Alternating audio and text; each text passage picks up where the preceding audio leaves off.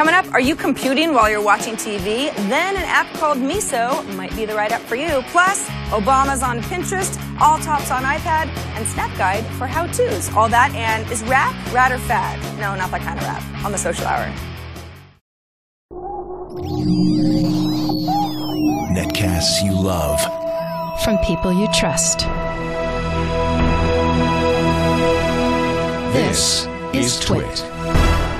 Bandwidth for the Social Hour is brought to you by CacheFly at CacheFly.com. This is The Social Hour with Sarah Lane and Amber MacArthur. Episode 54 recorded Monday, April 2nd, 2012.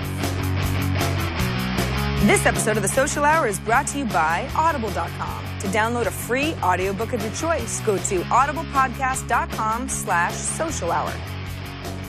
Hey everybody, welcome to another edition of The Social Hour in Petaluma, California on a pretty nice Monday morning. I'm Sarah Lane. And I'm Amber MacArthur in Toronto, Ontario, Canada. And it is a beautiful morning here. Not super warm, a little bit crisp, but the sun is shining. And hey, that's all I ask for, Sarah. I agree. We had a very rainy week last week in the Bay Area. In fact, I think Leo tweeted out some stat that it was the rainiest March in the last 80 years. So wow. It tells you a little bit something, but it seems to be turning around a little bit. So I, for one, am relieved. So we have a very interesting guest, and it's actually perfect timing today because two of my very favorite shows are starting up after rather long hiati. So let's go ahead and introduce him. Shamrat Neogi, the CEO of Miso. Hey guys, thanks for having me. Thanks for being here. For anybody who's unfamiliar with the general functionality of Miso, how do you describe yourselves? So we are a second screen app. So as you watch TV, people can use Miso to share what they watch with their friends, connect with others, and get interactive content related to the programming. So as you're watching your favorite TV show, you can get polls, questions, trivia, product information, fun facts as you're watching a show. And we call these experience sideshows. So, historically people have, we started in the Foursquare for TV space where people check in, get rewards. And now you can get more interactive content as you're watching your favorite TV shows. Who are the people who are providing, let's say, the trivia questions, all of the data that's on the second screen while you're watching a show that you like? So we've created this open publishing platform, very similar to how you can create a WordPress blog where anyone can author and produce a second screen experience. So a super fan, a television network, a production company. So we've actually made these open tools that make it easy for anybody to produce this content. So we have networks like USA Network, Showtime, Comedy Central, Fox, using our tools to author and produce these experiences. But we also have super fans who just are really, really into a TV show wanting to author and produce these experiences. So we make it available for everybody. Can you talk to us a little bit in terms of the statistics of how many people are watching TV while using that second screen and relying on conversation that's happening in the social space while keeping their attention on the television? Sure. So, we founded our company about 2 years ago based off of seeing the trends that the entire market is sort of seeing. So, Nielsen has stats in the United States that basically say that 60% of TV viewers are using some sort of second screen device while they're watching TV. They're on their laptops, they're on their mobile device. And this stat actually existed prior to the tablet being even launched. And so there's a trend of that every single year there's a 35% increase year over year of people using another device while they're watching TV. And this actually poses an opportunity. If you look at television today, the way you create content is for one screen. And now, if you look at the way people are watching TV today, there's another screen in front of them. And we saw this when we founded our company as an opportunity. Can we build something that TV is based off of sort of a simple premise. You sit, you stare, you sell ads. It's a $74 billion business centered around attention. But attention is now being diverted from the TV to a second screen. So we ask, can we build something that can recapture someone's attention while they watch TV? Can we build something that adds value to your TV watching experience? Can we make it more social? Can we make it more fun?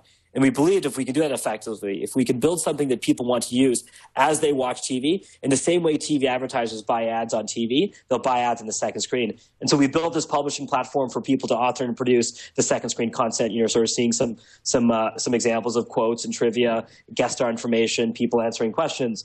And you can see that as you're watching a show like Mad Men, if there's a Chrysler ad on TV, you can see on the second screen a Chrysler ad as well that can be more interactive in nature.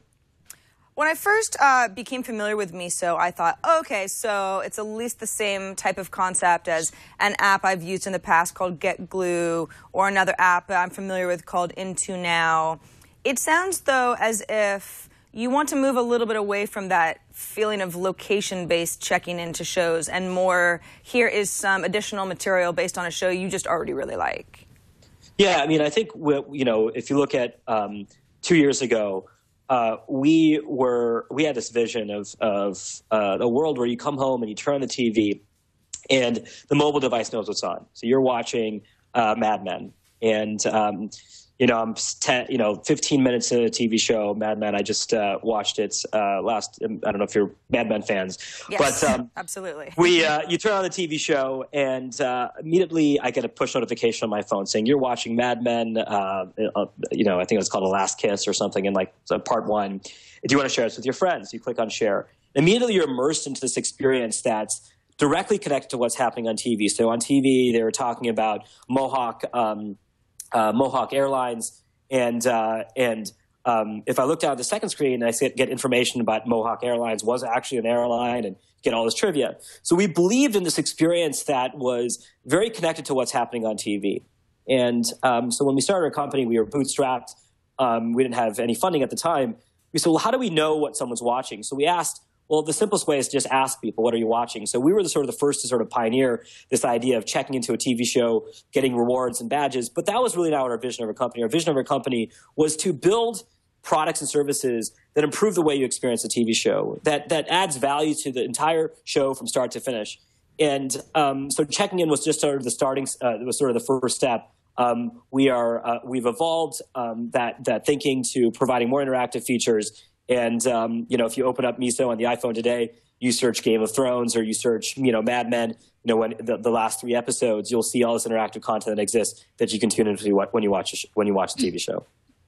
I'm curious how you scale your business, because I can imagine that working with a lot of these different broadcasters, it's pretty labor intensive as far as getting the partnership together and offering up different things through the application. So how do you see your business growing and being able to maintain what type of demand some of these broadcasters are expecting? So, yeah, we work with, over 30 plus television networks. We actually work with the operators like DirecTV and AT&T Universe. And you're correct. There is a lot of time and energy that's required from Miso to ensure their success. But, from our perspective, we see that there's a lot of value. One is, they have real estate on TV to drive awareness and distribution. They have Facebook fans. They have Twitter fans. So when we work with a specific partner, let's give an example, USA Network, where we work closely with USA Network to create sideshows, which are these interactive experiences on a second screen for shows like Psych and In Plain Sight and Fairly Legal. We actually, they drive a lot of awareness and distribution to our platform.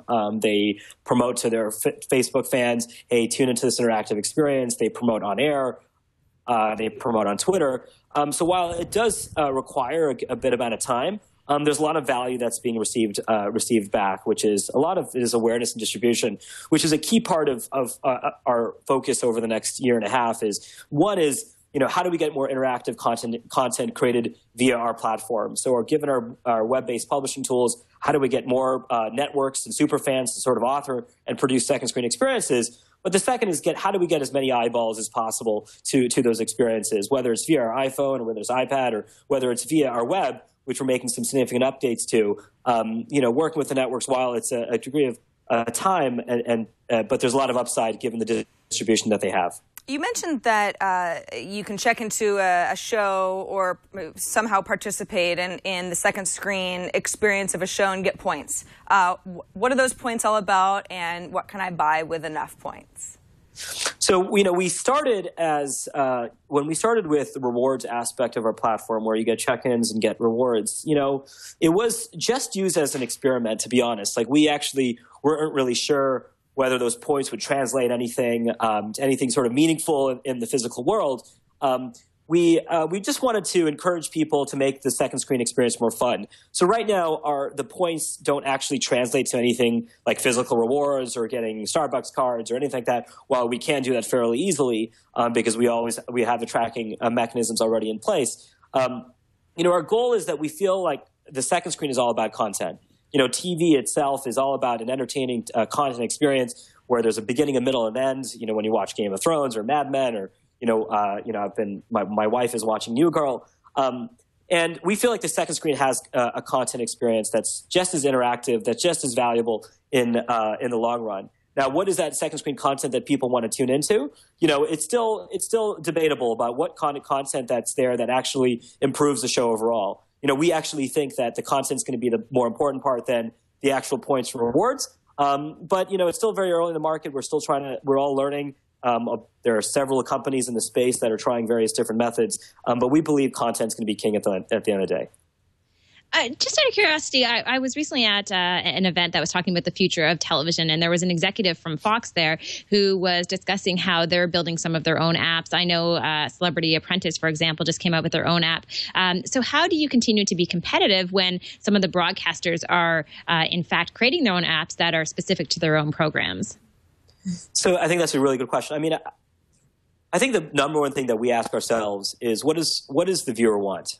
And what do you guys want when you watch a TV show? And when we talk to users, when we talk to just anybody for that matter, people don't want to download an app for every single TV show. It's too time consuming. It's too much effort. Getting your friends together and sort of socialize on a specific show it takes a lot of work.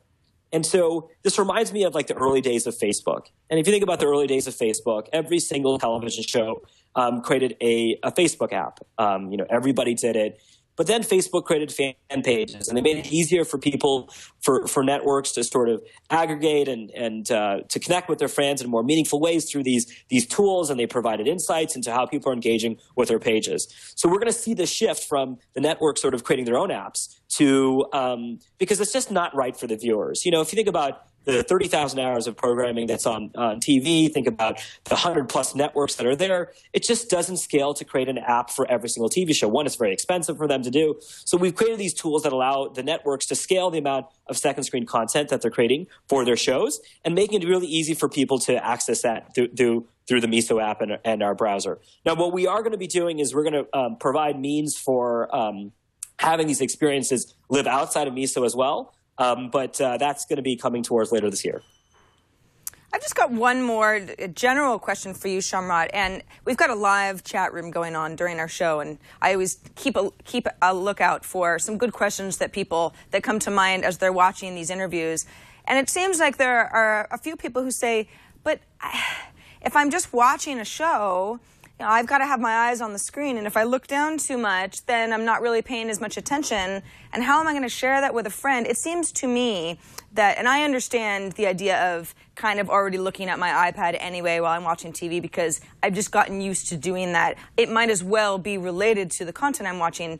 But it seems like there are certain programs like the Oscars, the Super Bowl, something that, some sort of presidential debate that maybe more people than usual will all be watching so that there's a bit of a common thread going on, rather than just every show that you might want to watch at any given time over the course of a year. Certain shows make more sense. Am I right? Yeah, I think you're spot on. I mean, we have a belief that there is an interactive content experience that will exist for all programming, but not all programming is considered equal.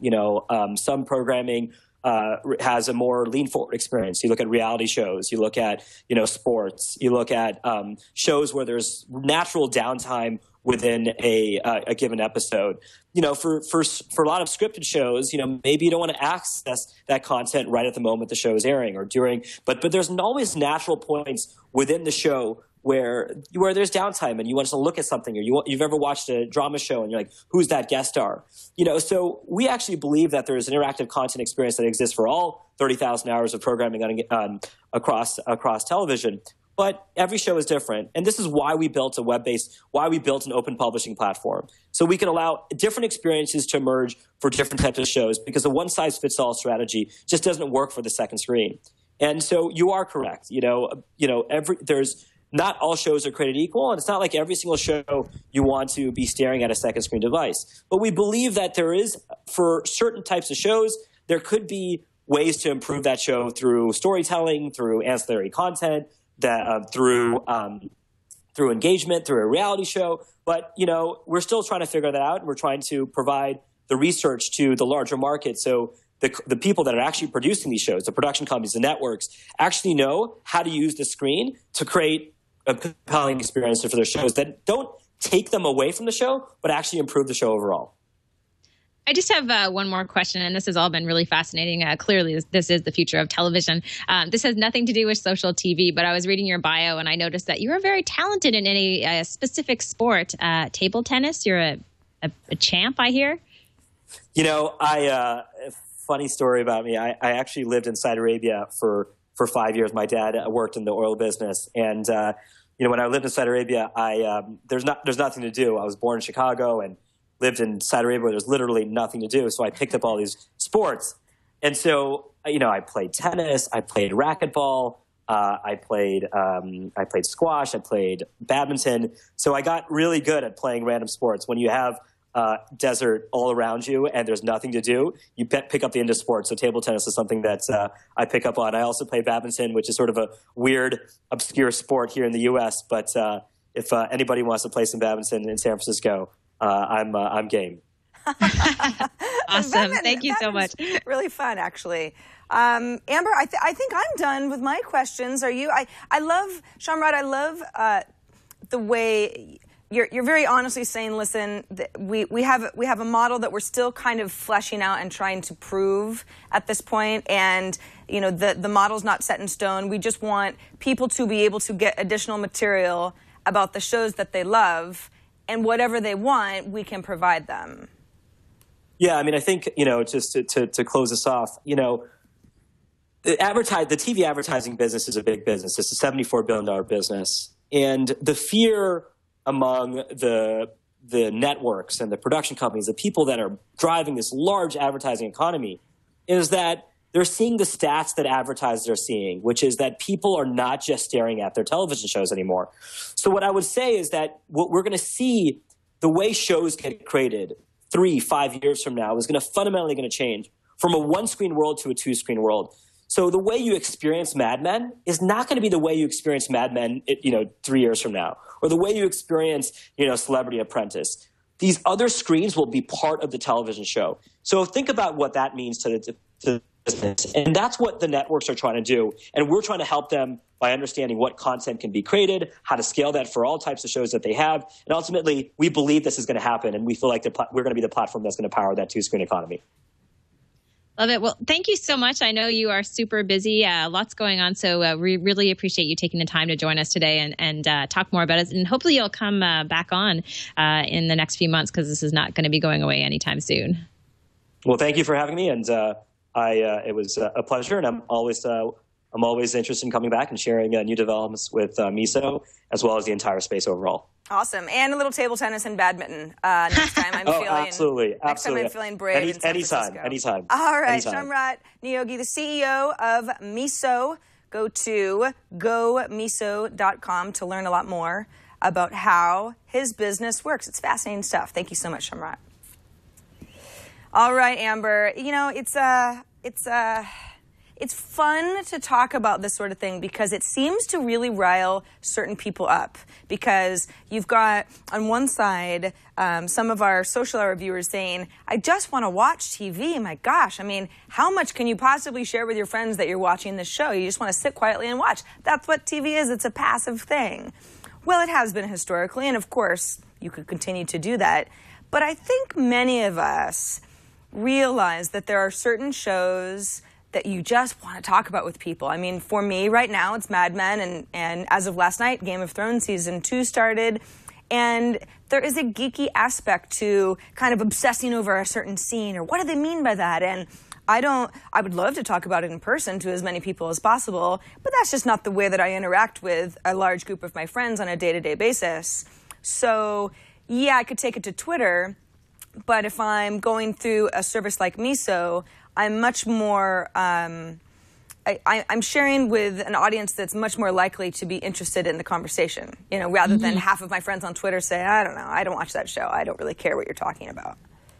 No, I think you're exactly right. And let's not forget, there's still a lot of people who are watching television, who are not using a DVR, for example, who are just watching and there are commercials, right? So there's that downtime, kind of the perfect time. I know anytime if I'm watching a live show and a commercial comes on for a couple of minutes, the first thing I do is grab my iPad or my computer and I start searching about the show on Twitter or other social media sites. So I think that, you know, they seem like they have Miso has a really great app out there. And I love the idea that it is kind of giving new life to television. I mean, there were discussions 5 years ago, Sarah, you probably remember this, 10 years ago, about how the internet is going to kill television. And it still thrive and just many people innovate.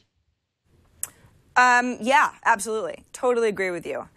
So that's Miso. Again, go miso.com. And my first reaction was, it's different than Get Glue. How? It's different than, you know, the Miso is not the only company that's trying to figure this out. They do have, I think, a unique approach. They're making deals with a lot of the production houses. With HBO, for example, they have a Game of Thrones deal right now where if you put together it's called a Sideshow Challenge, you can possibly win.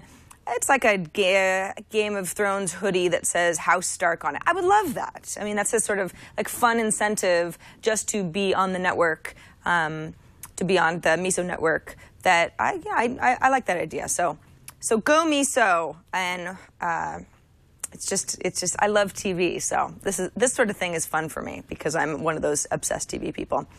Okay, quickly, let's remind people that we record the Social Hour live on Mondays. It's usually about when I'm halfway awake after a very long weekend, we record the show. No, I'm just kidding. I had my coffee many hours ago. Mondays at 2 p.m. Eastern, 11 a.m. Pacific. But if you ever miss a show live or you want to go back to any of our former shows, we've had a lot of great guests lately. You might have missed them or want to watch it again or just get some links to any of the things that we talk about in every show. twit.tv/TSH is our website. It is our show mothership.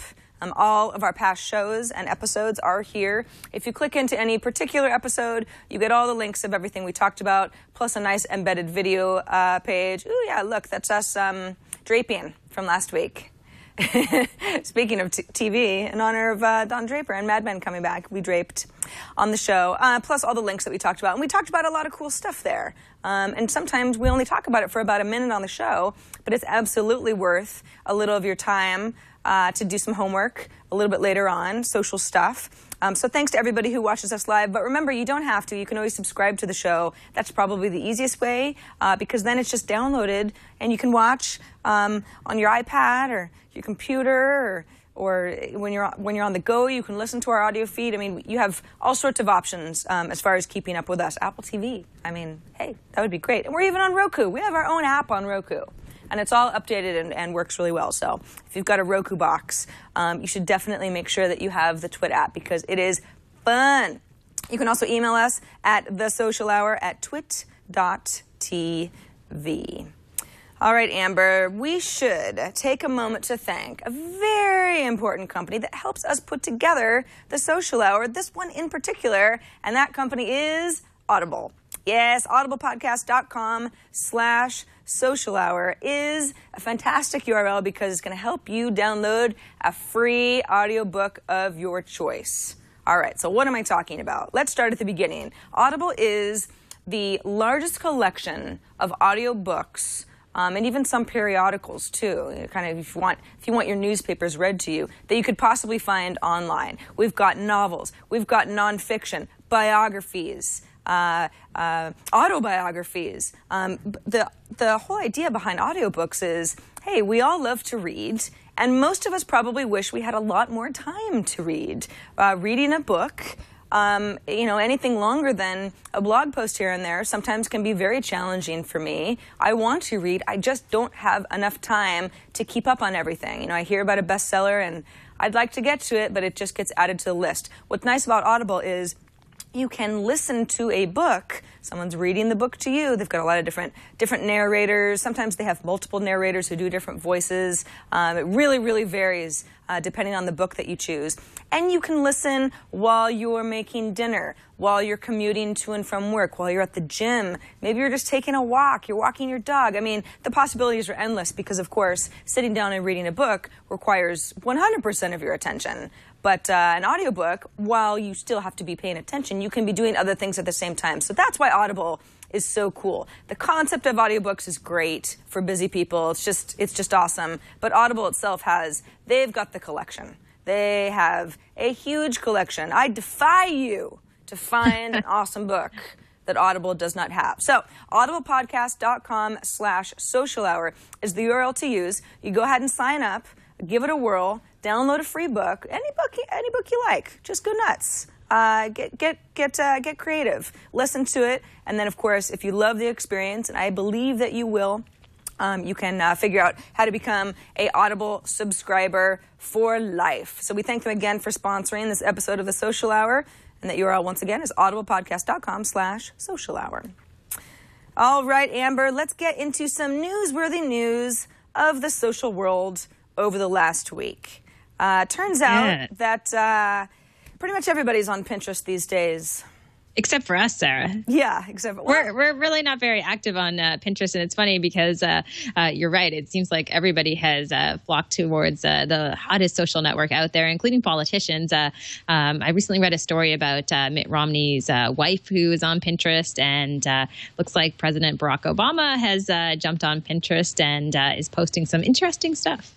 Yeah, exactly. Now, one would have to assume that he's got a team running the Pinterest account, as the Barack Obama's Twitter account is. The White House has a Flickr account, for example. They're on Facebook. I mean, I would certainly be surprised if Mr. Obama himself was logging into Pinterest on a daily basis and pinning things.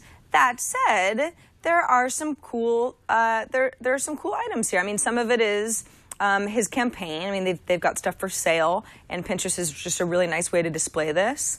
Some of it is statistics about the way the U.S. economy is going, that sort of thing. Clearly, there's an agenda here, so I'm not sure if Republicans would get as much out of the Barack Obama Pinterest account as Democrats would, for example. But I really I love how this is precedent setting.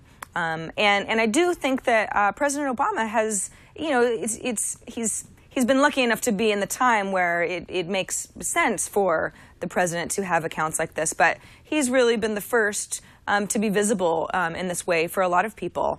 And Pinterest is absolutely huge. Amber, you and I joke that we're not on it enough, but I won't deny that it is a really big deal right now. It's got a lot of buzz, and so many people are using it.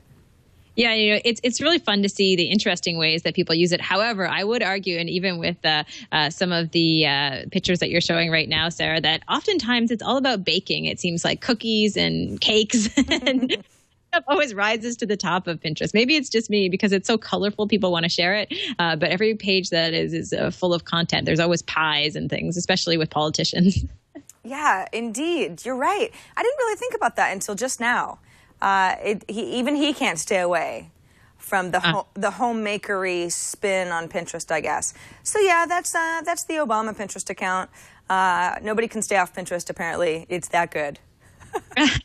for us. I know, it's so funny. I really feel like I should use it. And I often think, every week, the weeks go by and I think, okay, I should really jump on there and start doing something, but I haven't thought of the best idea. So maybe if people are listening in right now and they have a good idea or something Sarah and I should start on Pinterest, you could let us know, because we need inspiration, I suppose. Yeah. Luke88 Addis, I hope I'm saying your name right, in chat says, I love Pinterest. I get a good deal of traffic to my website every day from Pinterest. That is quite an incentive. Yeah, I think that if you're using it as a promotional tool or some sort of like a sliver of what you have more of on your website, or you're selling things, you're making things, and I mean, there are so many different ways that you can use a Pinterest account that's more than just, oh, I like this picture, I like these shoes, I think this looks like a nice recipe. All those are fine ways to use it as well, but I think sometimes maybe, Amber, we need to remember that there are people who are trying to get as many page views as possible on their blog, and if Pinterest helps, then why wouldn't you use it? Yeah, exactly. All right. So this next story, I'm really excited that you added this to the list, because I just downloaded this app last week, and I do a show called App Central. It's a TV show here in Canada, and my co-host and I were actually arguing about different camera apps. We're having kind of a camera app showdown, and I said that this is one of the best new camera apps that I have seen in a while. Yeah, it's called Camera Awesome, and I'm trying to find it. Oh no, here it is on my iPad. Camera Awesome is Leo and I have talked about it on iPad today, and we even talked about it a little bit last week because they had added Instagram functionality. They're not technically using the Instagram API. Well, they are technically using the API, but it's not a full partnership the way that Instagram has a partnership with Hipstamatic. That's a different conversation. But they have added support so that if I take a picture on Camera Awesome, which I can do on my iPad right now, and I want to go ahead and send it somewhere, I can, here we go. I can go ahead and, sorry, this is on the side. I can go ahead and send to a few different places. We got SmugMug, Twitter, Picasa, PhotoBucket, Instagram. Cool.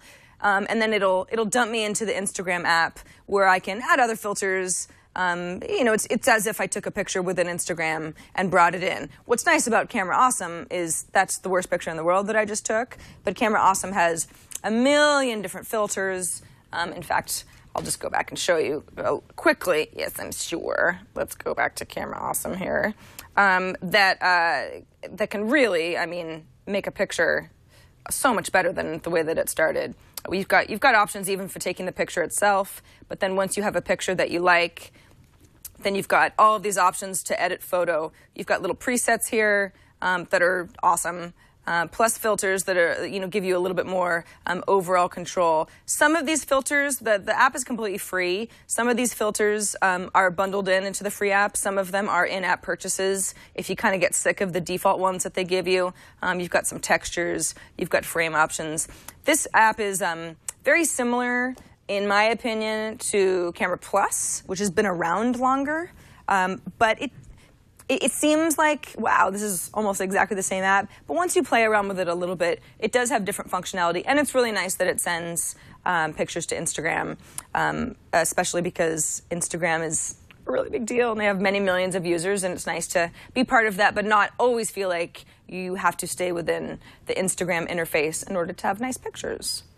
I'm just amazed with the little Awesomeize button, how quickly you can make a picture look that much better. I took a picture of one of our crew members, and he was standing in the dark. A studio is fairly well lit, and he was standing to the side, and I literally clicked on the Awesomeize button to improve the photo and just kind of dragged that slider across to brighten it up, and it looked so much better. So I think even just that, that one little feature that they have there, to me, just the Awesomeize button will appeal to a lot of people. Yeah, you are absolutely right. In fact, let me do this so that you guys get the idea. So this is a picture that I took last week. It's just a silly picture of a mug I have at my house. And I had decided to Awesomeize it. This is the original photo. Not a bad photo. It's kind of shadowy, but you lose a little of the details. And if I went ahead and hit Awesomeize here, you can see you can clean it up quite a bit. Now, if I said, well, that's a little dramatic, I don't feel like that's realistic enough if I was going for something realistic. As you can see, that slider, you have a lot of control over how much you want to add the awesome filter to any photo. And when you say done, you go ahead and save it, and they have kind of cute little terms for what they're doing when they're saving. They're boiling fairy dust. They're toasting zombie flesh. Oh, isn't that nice? Stirring magic mushrooms. I mean, they got a sense of humor, so you got to love them for that. These are actually the folks behind Smug Mug itself built Camera Awesome, so they're camera people. You know, they know what we want. You made a really good point, because many of the little sayings that they have, and even some of the filters, they have a great sense of humor. I can't remember of things maybe from like Harry Potter, and you'll see little, as it's rendering out, you'll see these quirky little sayings. So it's fun just to kind of dive in and explore the app and some of the commentary too. I agree. So Amber, I've got a little bit of bad news. Yahoo Meme is shutting down. Oh boy, I'm sad. I can tell what you're thinking. You're thinking, what's that again? Yahoo Meme? You are right, Sarah. I have no idea. I'm sure that way back whenever it launched, I looked at it, but I haven't really followed it. But you do have an account, right? Yeah, I do. So when I worked back at Current TV, I was doing little online videos to show off new products and, you know, kind of giving them reviews. Yahoo Meme came across my desk, and I went ahead and put together an account where you can embed videos and photos and links, or just add, you know, some text. You can quote somebody else, that sort of thing. Oh, God, look at me with darker hair. But my initial reaction was, well, this is nice, except that Tumblr has already been doing this for like 5 years. So what exactly is Yahoo Meme giving me that Tumblr isn't, since I'm already a Tumblr user? And my conclusion was nothing. So the meme that you saw there was something that I put together some years ago and just never went back to, because I didn't really understand why I needed another micro-bloggy type of service. But it was Yahoo's experiment to try to replicate something that was obviously working very well for Tumblr, and even Posturous and other services like that. Just sounds like it wasn't catching on, even though Yahoo, and again, this is a few years ago, so Yahoo is having some problems that it wasn't even at this level a few years ago. So they weren't necessarily going to put out a product that people would go, it's never going to work. They had a big user base and just couldn't get anybody on board. Not enough people. Not enough people. Sad. R.I.P. Sarah. We need a whole show just dedicated to things that are going away. But I as much, I suppose. Now, Sarah, Guy Kawasaki emailed us. I got the email as well about the AllTop for iPad app that is now available. I haven't downloaded it yet, but I will say, just from searching through some of the images on iTunes, that it looks really slick. I mean, we all know that AllTop has a lot of content. So if you're looking for quirky stories and things maybe you haven't seen elsewhere, it's a great place to go. Yeah, absolutely. If you're interested in digital photography, for example, and this is again one of Guy's companies, and it creates almost like little buckets of information based on similar topics. I used to use this for This Week in Fun all the time. If anyone remembers my show I used to do with Martin Sargent, we were always looking for weird, bizarre internet stories. And sometimes if you just sit down at a blank slate in front of your computer and try to find weird stuff, I mean, you'll find them. But it's like needle through haystack type of a thing, because the internet is just too big. So I used to look at, oh gosh, I don't even remember the name of it now. It was called like, you know, Wacky Weird or something on AllTop. It was a section where I could search for weird stories, and I found so much through AllTop. So I've loved it for years.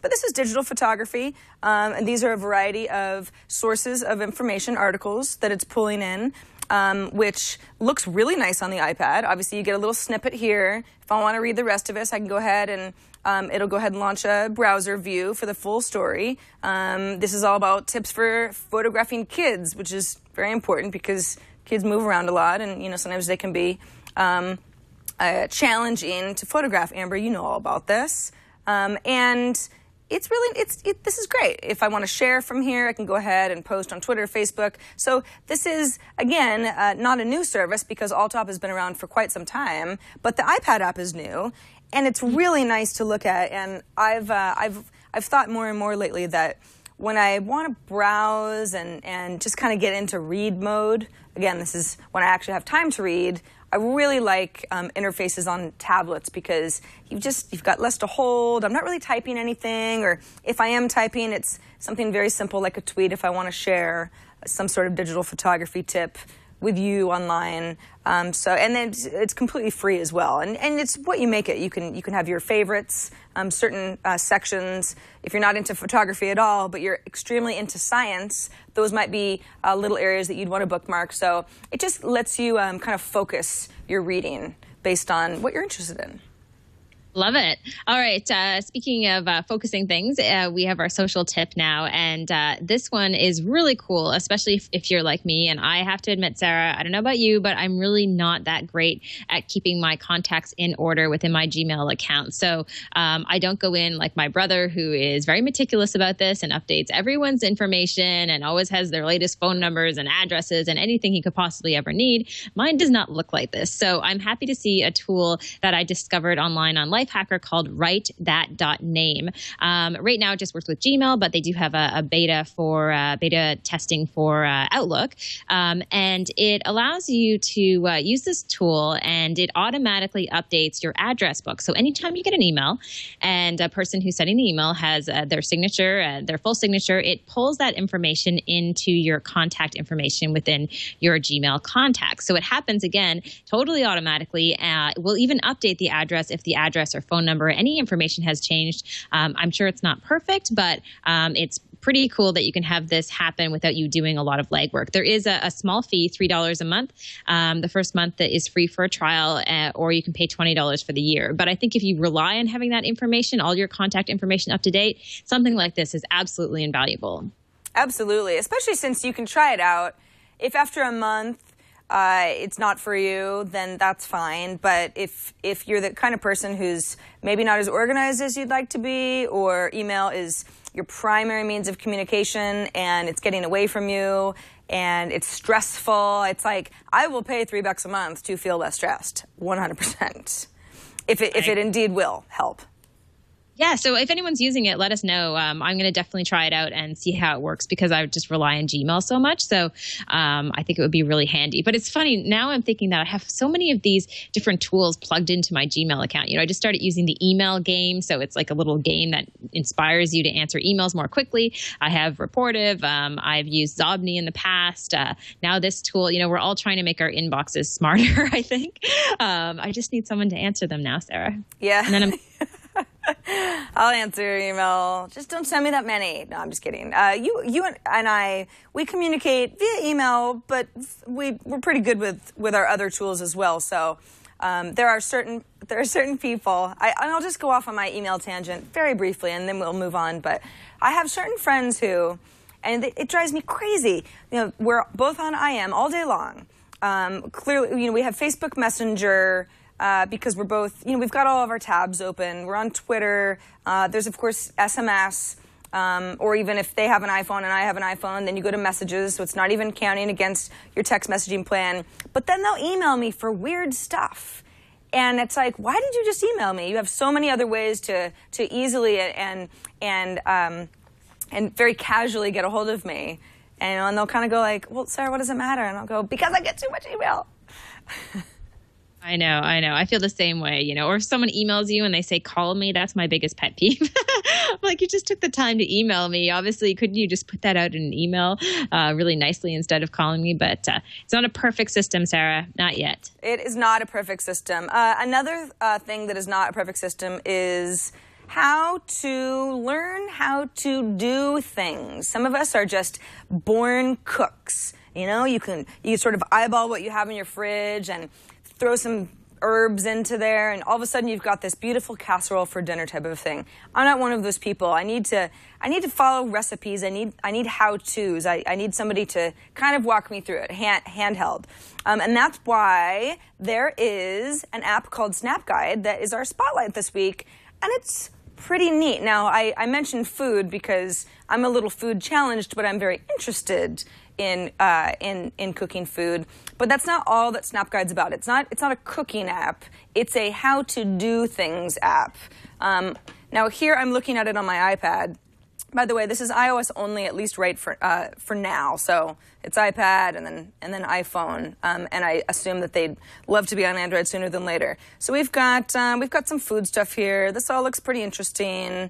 But then how to make a succulent composition. Now it turns out that this is by Flora Grub Gardens. That is a nursery in San Francisco that I have been to. So okay. This nursery is now participating with a company account. Let's see what they're gonna show to me. What you see here is sort of the home page where it's like, this is the title of the how-to. This is a little bit of information about what it's about. It's got 145 likes, 8 comments. I can go ahead and share it, but I want to know a little bit more first of all. So what do I need? I need, in my supplies section, succulents, of course, a pot, some soil, trowel, decorative rocks, that sort of thing. Okay, if I had all of those things, it's almost like arranging, a flower arrangement. It's like you can still have all the good stuff, and they look bad in the vase. So it goes through all of your steps. There's 1 out of 15 here, so I know I have 14 more pages. These look like they're all still videos, but you can embed a video if you want to as well.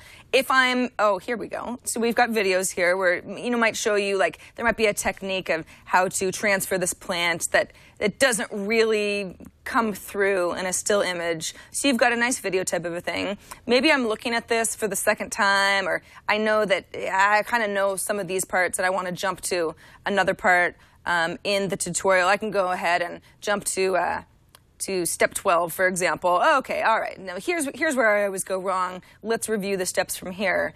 And that's it. This is the app. Of course, at the last page, when you're done with the app, you again have links to comments, links to share. And then if I was to say, all right, well, nothing in Snap Guide is very cool as far as I'm concerned, which isn't true, but let's say I thought that. Well, what if I know how to make the most beautiful sandcastle in the world type of a thing. And it's just like, it's a technique that I don't need to hoard on my own, but I'm pretty sure that somebody needs my help on. I can go ahead and create my own guide. So it'll give you some quick categories. Is this about cooking? Is it about cleaning something, entertaining type of a thing? So there's some quick links to help you get started with your guide. I started to make one this morning, Amber, about the breakfast that I made, but then I realized it wasn't very good. And I don't know that I would want anyone to think that I was really proud of my egg and kale mess that I ate for breakfast this morning. But if I wanted to take a little bit of time, it is really neat. And once you explore for a little while, I would say the majority of the tutorials are food-based, but certainly not all of them. So this guy is making a whistle from elderwood, for goodness sakes. I don't even know if I want to know about that, but now I'm curious because he knows, and that's awesome. Just in case you ever need a whistle, Sarah. Exactly. You never know. Never know. Very cool. That is awesome. Well, it looks like we have a couple of good links there and questions to you as well in our viewer feedback, if we want to kick that off. The first one, I don't know, is this from Tom Merritt? No, this is from a different Tom who watches our show, and he actually sent us a video of a service that he likes that I hadn't heard of before. So take it away, Tom. Hi there. I found a program that allows you to keep copies of the files that you post on different social networks. It's called Social Folders. You download the application and it creates folders on your computer that it constantly monitors and copies the files down from your social networks. The free version allows for 3 services to connect to and 2,000 files, where the paid version, which is $10 a year, which is cheap, allows for unlimited everything. So that's Social Folders at socialfolders.me. I love that. That is very cool. Me too. Thank you, Tom. Hopefully you could hear him okay. He was down a little bit low, but it sounds like a perfect service, especially if you only use a few social networks. You never have to pay anything. But I think he said $10 a year if you want unlimited social networks where you've got, not just pictures, but pictures and videos and all sorts of stuff that you're scattering all over the web. That it's overwhelming sometimes when you think, well, gosh, one day I'd have download all of this stuff, but what a project that would be. I think it sounds like Social Folders is supposed to take a lot of that stress out of your life. Yeah, I use, I think we've talked about this before, If This Then That. I think that's the name of the service. And I have used that before. Just for instance, anytime I post something to Instagram, I automatically make sure that photo gets emailed to me just so I have a backup of it. But this seems like a much more integrated service and kind of a better way to navigate through all of the content that you've been posting online. So very cool. Thanks, Tom. Absolutely. And we got an email from Captain Temerity. Captain Temerity on Twitter as well. This is a very interesting email, and I want to read it out loud because I don't know what happened. Amber, you might know, and if Amber, you don't know, maybe somebody watching the show knows what's going on. He says, a couple weeks ago, my fiance and I went to visit friends out of town to help them move into their new house. On our first night there, I decided to check in on Facebook. I created a new location for their house. I included my fiance and the two friends whose house it was. Over the next 2 days, I received messages from Facebook that 3 of my other friends checked in as well to this location. The accounts were a dog that had been set up by an owner, a great uncle, and an ex-girlfriend. Both of the people, though, who checked in had died within the last year. The dog account the dog's still alive. Now, he says, none of these accounts are interconnected to each other except by me. I don't think anybody would be running these accounts and actively checking them into places. Doesn't make sense, even within a couple hours of each other. Just really, really creeped me out, and I don't know why this would have happened. I'm trying not to get upset about the situation. I understand that sometimes after somebody passes away, account activity, there can be some automation that, can be a little disconcerting. But he says, I just don't know why this specifically would have happened with location. So I'm giving Facebook the benefit of the doubt. Can you think of any reason that this might have happened? Amber? You know what, Sarah? I have read this email about 3 or 4 times since I saw it in the rundown for today's show, and I really cannot figure out what exactly is going on. Although I will say that my first inclination is to suggest that he contacts Facebook and tries to get some advice as far as what could be done. I can't figure out a logical reason why it should be happening. Me either. Anybody in... Chad is kind of going, well, there's longitude and latitude coordinates in the picture. Well, that's true, but it wouldn't make sense. You don't check into Facebook passively. That's the thing. You check in. I mean, it's like me. I don't check in on Foursquare passively. I have to actively do it. So I don't know. Web 3023 saying auto check in on a phone. It still doesn't make sense why this would be happening by a third party, though.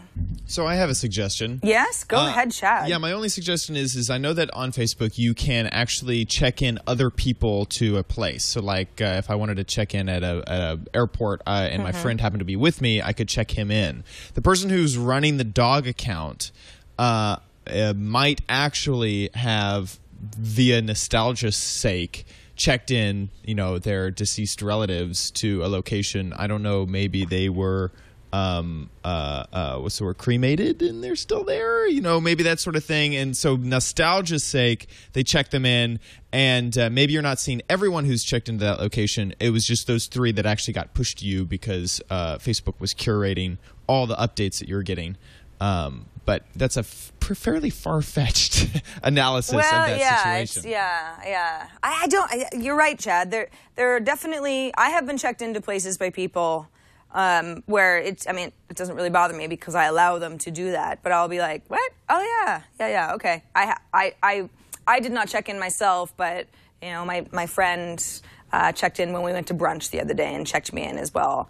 It does seem, though, that for nostalgia purposes, if indeed that's what happened, you're probably going to be freaking people out a little bit more than your original intention. So you might want to think about that. Or maybe it's a mistake. On Facebook, quite often, I will be replying to somebody, and if I'm trying to reply to Amber, maybe in a comment thread, and it's like A, M, B, Facebook will try to figure out who I'm trying to reply to. So if I am friends with 5 different Ambers and I'm not paying a lot of attention, it's possible that I could be checking somebody in or at replying them, and it's not the actual person I intended to be directly speaking to. Yeah, I really don't know. I mean, it's definitely a bit of a mystery, but hopefully they can keep us posted and let us know what went on, because I'm sure there's a lot of very curious people wondering about this, and maybe other people have had similar issues. But sorry, no good answers for you now, but maybe contacting Facebook is a good idea too, and just asking some of those questions. All right, Sarah, we have another email, and speaking of questions, there are a lot of questions that are stacked in this particular email from Jesse. It says, during this week's episode, I heard Sarah say that she doesn't have cable, and he's wondering why. Do you consume all of your favorite TV shows via iTunes Season Pass, or do you use some other form of media? Also, I heard Amber say she has an Android device, which I thought was odd because don't most apps first launch on the iPhone? What made Amber opt for an Android? I guess I'll answer this first, Sarah, and then throw it back to you for your answers. As far as opting for an Android, I have been a BlackBerry user for a really long time. As many people know, RIM is headquartered in Canada, so I've always been super excited to support them. The reality is, though, the recent BlackBerry, the Torch, I went through about 3 of them, and the software was just pretty buggy, and it never worked well for me, and I had to get a new phone. Because I rely so much on Google services like Gmail and Calendar, I was never totally happy with the way that was integrated into the iPhone, and I just wanted a better solution because my life is so Google dependent.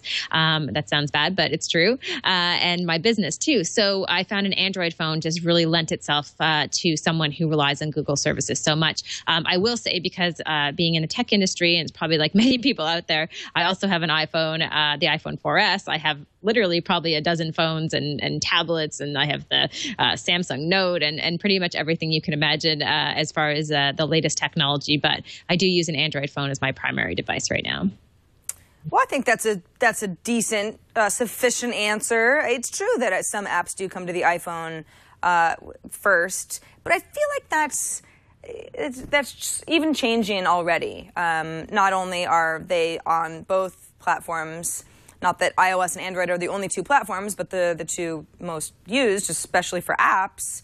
But you start seeing Android only apps that you go, oh, that's awesome. I can't wait till it comes to the iPhone type of thing. Of course, nothing's coming to mind right this second, but I have thought this before in the past, so I know it's true.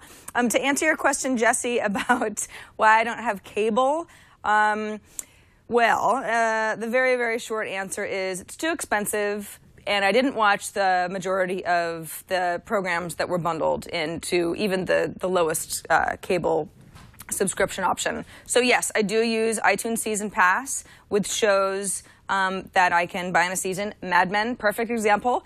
It doesn't really even change my habits much, except that I don't get to watch it live when it first airs on AMC, but I do get to watch it pretty much at midnight that night when it goes up on iTunes. So that works really well for certain shows. I also subscribe to Hulu. I actually subscribe to Hulu Plus. So not only do I get more options, but I use my Hulu Plus app via my Roku box. So instead of just Hulu on my computer, I watch my big programs on my big TV in my living room. And it just has a few shows. It's $8 a month. It has a few shows that are worth it to me. Hulu Plus also has a lot of shows that I don't watch, I'm never going to watch. But it's certainly less than, $75 a month for the same idea. So, I've gotten pretty used to being a cord cutter. And I also have a little antenna to pick up over-the-air over-the-air HD signals that, so I can get NBC, Fox, ABC, PBS, that sort of thing too, from my living room. And that's actually even a nicer signal than what comes through cable. A lot of people don't realize that. It's the cleanest HD signal that you can get right now on TV. So it's not a perfect system, but it works for me. It's money saving and makes me feel good, like I tried hard enough to get around the man. All right, Sarah. So just quickly, before we tell people how they can get in touch with us, as for our tweet or meme of the week, obviously April Fool's Day just passed, a really big day in the internet world. I had a bad taste in my mouth from the very beginning of yesterday because I had opened up my email and I saw that Bob Lefsetz, who I love, he writes the Lefsetz letter about the music industry, had written for his email newsletter this long email about quitting, and he was going to work for a hedge fund manager, and I was kind of sleepy when I read it, and I was all disappointed because I love him. And then I kicked myself because I realized it was April 1st and the day continued on like that and I got more frustrated. Nonetheless, a lot of different tech companies and media outlets doing April Fool's Day jokes. NPR had a really funny list that they posted about some of the April Fool's Day headlines that came out of their office. The one that won was "Tweets will shrink to 133 characters." And the list of funny headlines go on and on, like Facebook adds meh button, which I wish they kind of would. Facebook ad lets your friends see your tax returns. And the list of funny headlines goes on and on. So no, we don't want to beat April Fool's Day to death. I'm a little sick of it. But I think the NPR list is kind of fun. It is. It is fun. I actually... I read a few April Fool's headlines yesterday. They all were very obviously April Fool's jokes. In general, I think the whole thing is sort of silly because it's like, it seems to have gotten away from, some of it is not even really designed to trick anybody. It's just supposed to be funny because it's like, hey, we know that you're going to know that this is a joke, so we're going to just make it funny. And that's fine if it is indeed funny. There are a lot of just kind of like fake products, you know, that a company will say, look, we're going to make this new thing, and it's very clearly not happening, but it's also not really that funny. Or maybe I'm just a humorless person, and a lot of the ha-ha is lost on me. But I did like this NPR. Just let's look over some of the silly headlines. I liked one of them. It was now I'm not going to remember. Let me open it up. By the way, NPR had they did a little joke of their own, which probably a lot of people did not find funny, but I did, where the NPR Instagram account was taken over by cats for a day. And that I was totally into that. That was great. Oh, more teens going Amish, shunning technology. That was one of the headlines that I liked a lot, which is sort of like the going Amish part of it is, I guess, the ha-ha, because it's just because you shun technology does not mean that you've become an Amish person. But I like the idea that like teens are saying, no, our parents are all using Facebook now. Now we don't want to anymore. Tech sucks. I know. Yeah, they had lots of goodies. So a great list. All right. So we got lots of feedback this week, Sarah, and really easy if you guys want to send us even more feedback or videos or emails. You can write us at thesocialhour@twit.tv. Leave us a voicemail at 2626-SOCIAL or record a video. Just make sure that it is 30 seconds or less and that you record it safely. So lots of ways to get in touch with us and let us know what you think. We've talked about a ton of different issues on the show, so I'm sure there's something that has resonated with you. Absolutely, yeah. We've got Facebook mysteries. We showed off a lot of different apps and services. We had a nice little TV debate going on during our MISO interview at the top of the show. So yes, let us know if you got questions, comments, all that good stuff. We are here for you. All right, let's move on to the part of the show that you've all been waiting for, and that is Rad or Fad. Rad or Fad. Now, you can also send us an idea for Rad or Fad, which is exactly what happened this past week. Laura Killian, who's my co-host on Command N, sent this email. I know she's a fan of the show. And she said she was just reading about something called the WRAP app, WRAPP, which lets you send gift cards to Facebook friends and had hugely successful pilot test in Sweden. Yay, Sweden. What do you think, Rad or Fad? Now, I was digging into the WRAP app a little bit. It's not yet available in many countries. However, it is available in Sweden and a couple of other places right now. The idea being that this is a really simple way for you to send gift cards to your friends on Facebook. And I have to say, this is something that I think I would use because I'm one of those people who sometimes, I don't want to say I forget my friends' birthdays, but you know, there's baby showers and birthdays and all of that stuff happening. And I'd love a really simple way to send a gift card. So I think it's kind of rad whenever it gets to this part of the world. I don't know. I mean, when I hear virtual gift cards on Facebook, I think, it sounds spammy. Now, that doesn't mean that it is. I'm sure that WRAP, which is WRAPP, by the way, 2 Ps, they have thought about the fact that people might be turned off by something that's just, you know, littered all over people's Facebook walls. So I'm sure that they're figuring out how to not have that sort of association. But, I mean, Amber, if you were going to send me a gift card, is that really the way that you would do it? I just don't know any other way to do it. Like, when I think of gift cards right now, right? The most regularly what I would do is I would go out and physically have to buy a gift card, right? For the most part. And I just think it's a simple way to be able to bypass that to if there were some great retailers attached to this, right? Like, let's say Toys R Us, offer this option through Wrap, right? And it was really simple for me to send a $50 gift card. I probably would send them more, and maybe that just makes me lazy. I don't know. Yeah, that's true. That's true. If it's about people, being nice with each other. Somebody in chat said, well, what about like an Apple Card, for example? That's true. I think if Facebook is just the means for Amber to send me a gift card, let's say, and that's actually something that I can redeem somewhere, for actual real goods, that type of a thing, Facebook is a perfect means to give it to me because I'm on Facebook. And it doesn't necessarily have to be some splashy thing, like animated GIF type of a thing that other people are going to see it and go, oh, block this app, I don't like this type of thing. So, yeah, I don't know. I'll be optimistic about this. I'll say that it's rad. It is Swedish, after all. Swedish. That just makes it rad in itself, right? But yeah, so it has not launched here yet. So I'm looking at some of the countries. It looks like it is coming to the U.S. and Canada and the U.K. Fairly soon. So we'll have to try it out. But I do like the idea, just kind of promoting generosity, I guess, in some way, assuming that it isn't too spammy and it's not too tacky, right, Sarah? Like the execution of it. I think maybe that's more of the issue, to make sure it's streamlined and just a nice sort of professional way to send a nice gift card to someone you care about. Yeah. All right, Wrap.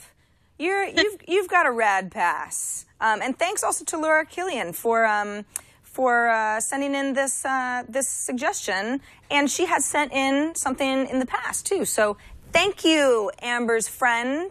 Hopefully we can all meet one day in person. I haven't even met Amber yet, so I don't know when that's going to happen, but I'm holding out hope. I don't know if it's a good idea anymore that we meet, Sarah. I'm starting to think that this is working so well that if we meet, we might, who knows what would happen. Let's not push it. Let's not force it. Totally agree with you. Well, which is good because you're so far. It's not going to happen anytime soon. But I actually really do want to meet you at some point in our lives. But for now, that is it for this episode of The Social Hour. Remember that we are live on Mondays, 2 p.m. Eastern, 11 a.m. Pacific. It's a lot of fun to watch live. You can participate in chat, or you can just watch our live stream. That's all good. But if you can't watch us live, you know where to go. twit.tv/TSH. That's where all of our links, all of our videos, all of our everything, our biographies, the whole thing is there. So you don't actually have to miss anything if you can't join us while we're live. We're on iTunes as well. You just search for The Social Hour. You have a small video feed, a larger one, which is better for, big TVs, and then an audio feed as well. If you're into that whole audiobook thing, you want to listen to us, but you don't necessarily have time to watch, that's cool too. We give you options. Until next week, I'm Sarah Lane. And I'm Amber MacArthur. Thanks for watching. We'll see you soon.